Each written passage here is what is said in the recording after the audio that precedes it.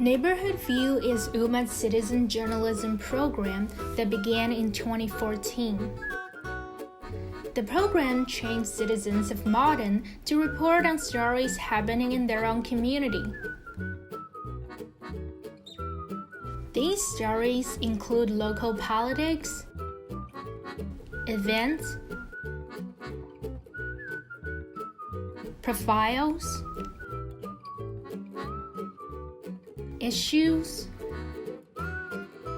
spotlights, and local history.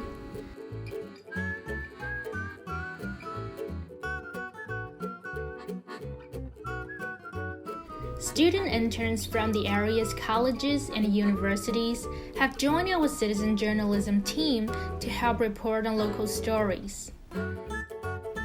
For Malden residents, Neighborhood View has become a quality source of local news at a time when traditional local news sources have been disappearing.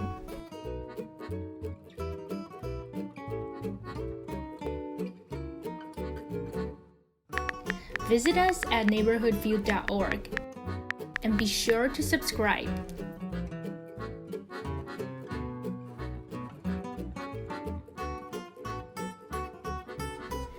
You can write for Neighborhood View by joining our team.